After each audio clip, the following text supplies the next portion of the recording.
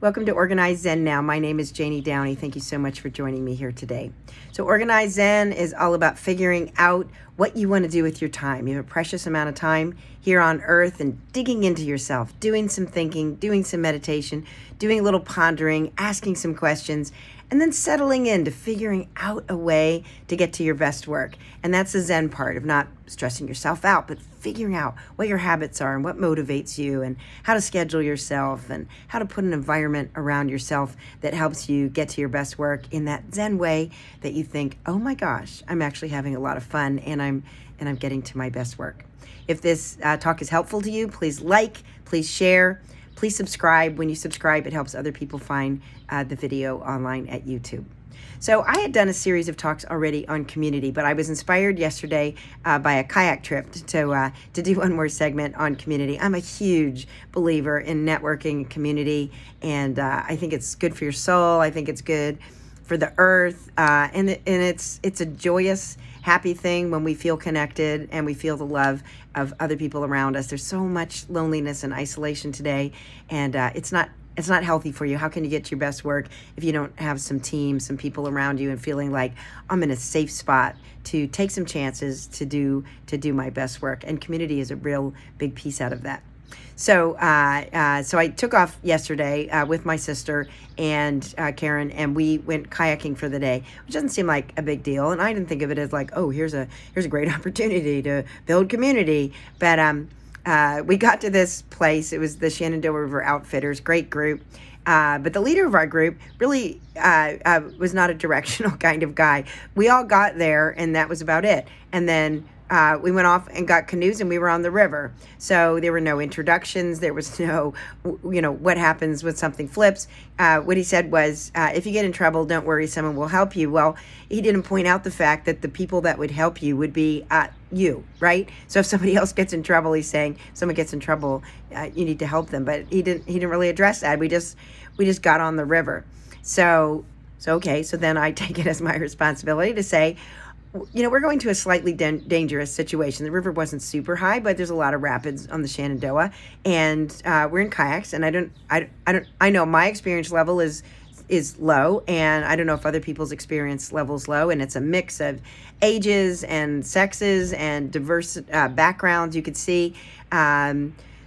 So I started chatting with people. I want to know this group. So when you're building community, and especially if you know you're going to be in a stressful situation, it's super handy to know who people are before something bad happens. So you don't just flip in the river and are saying, help. You're actually pointing and saying, Earl, can you help me? Or Trace, please help me. Bob, I need some help. So it helps to know your community before you actually need help. So right before we even got on the bus to go into the putting point, my sister and I met this terrific woman named Trace. And so when you're trying to build community, I'm an extrovert. I know this is easier for me than many people, but again, this is a huge part of being a human being, is being connected and being part of a tribe. And the easiest question for me always to ask is, where are you from? Because everybody's from somewhere, and especially in the DC area, people are from a lot of interesting places. The trick then is to listen to that answer and come up with a follow-up question of, oh, did you grow up there? Or how long have you lived there? Or what do you do for work when you're in that place? And then comes the extra cool piece. So you're listening to this person, you're having a good conversation with them. Now maybe, I'm on the river, I'm having a conversation with the next person, and I'm like, oh, where are you from? What does that naturally lead to? We're going at a good pace, so I have time to chat with different people. And then what I totally love is we take a break for lunch, and I think, oh, here's two people I met that said they grew up in West Virginia. Here's two people I met that said they have some connection to Amazon. And then I love, as a connector, to say, have you met this person? And then it wasn't exactly my goal, but it was a lovely goal to end up with, as it turned out. By the end of the trip, there were 50 of us, and I'd say there were probably 30 people, but that by the end, we knew each other's names. We'd had some laughs together. We were connected. We'd eaten together. We'd survived something together. But by finding those connectors, and for me, no matter what situation you're in, it's looking for the outlier people and saying a family's already kind of natural, even if they don't get along. They're already naturally a community, or a group of old school friends, or people that maybe work together. You think, oh, that's already a group. But if you look and you say, community is super important, it's super important for my mental health, and it's super important for them to feel loved and connected as well, is to look and see where the outliers are in a group, to see a quiet neighbor who doesn't seem to ever talk to anybody, but maybe he's out in their yard and is kind of inviting that. On this group, I met one person who seemed super shy and quiet, and then I saw him eating lunch by himself, but I was having a conversation with some other folks, so I didn't talk to him then. But I had more of a conversation with him. It turns out he has this super interesting job. He's from Montreal. He's still Canadian, but he's working here in the U.S. And then I found a connector to bring him in, and you could just see the relief on him as he was included in the group and became part of the discussion. Still a shy, quiet person, so he wasn't like in the middle of things, but he was part of the group, and you could just see everybody just feeling the joy of that. And then I could also feel other people looking at me like, when is she going to ask me some questions as well? Because we all want to be included, even if you don't want to be in the center of a pack. You got to admit it. There's a great feeling to, these people are actually including me in their group. And I don't know these people, right? This isn't a clique, like saying, oh, I'm going to include somebody in my group that I already have a group. I didn't have a group. It was my sister and I. So you can do it. And there's an interesting piece out of this that I wanted to share with us, and I talked about this briefly before, but there's a psychologist, Arthur Aaron, who ran a big study in 1997 out of SUNY Stony Brook, about asking people 36 questions, and how when he did that in a scientific setting, people actually ended up falling in love, because these questions were pretty intense, with the thought of, if you ask the question, you have to be willing to answer that question as well. I don't actually like, if you Google 36 questions to fall in love, you'll find the questions, they don't resonate with me. They're questions about who would you invite to dinner of anybody in time? And I'm just not that interested in that. But so you want to think about questions that you actually think are important, of, what do you do for fun? Or what do you like to sing when you sing? Or, what do you think will happen when you die? These are questions that get to somebody's soul.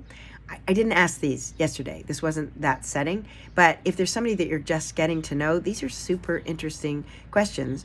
And there's a couple pieces with that. One is you're finding out really interesting stories about them as human beings. And then, if you get to share those questions answered yourself, then maybe you're finding out something about yourself, or revealing something in some way that you're not expecting. I will say, as the questioner and the connector, you also have to go with the expectation that no one is going to ask you these same questions. So I recognize that going in, that I'm a connector, and I love that role, and I love asking those questions, and I love getting a group together. I will tell you, I didn't walk away from yesterday with no one knows that I am a writer. I don't think anyone asked me about what I do, but that wasn't my role yesterday. I was there to have fun in my way, and to get this group to be cohesive. We didn't end up with any accidents, to test out my theory that that's what you want to know, but that is important with a group as well, with your tribe. If you're in trouble, you need to ask somebody. Here was the last part of this. The person that we met right at the beginning of the trip, Trace, she had just moved here. She's only lived in town for 3 months. She only lives 2 miles from where my sister and I live. We had all these things in common. It was just funny. One question with that led to another. Oh my gosh, do you like to do this too? And she just moved here, and she really had not connected. She's working remotely and was really feeling like, what have I done? I've moved to the DC area, and I love this. She told us at the end of the day, she said, you guys, she said, this is the best day I've had since pre-COVID. And doesn't that make it for everybody? And that joy resonates. And that's a huge part of figuring out who you are and what you work is that you want to do. When things resonate, then you're on the right track. Okay, so I'd like to end with an exercise. So your exercise, 2 parts. One is, you can take a big notebook and you can really think about questions. What if you had to ask somebody 36 questions? what are 36 questions that are super important to you? Isn't this even interesting? 36 is a really big number.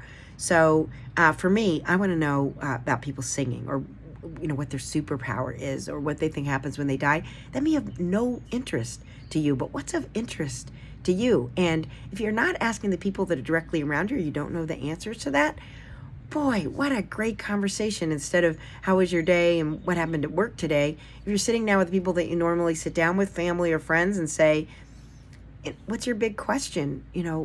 What if life on Earth ended, and what planet would you choose to be on? What an interesting conversation you're going to have, and it's very revealing about the people around you, and does it form some connectors, which I think is super important.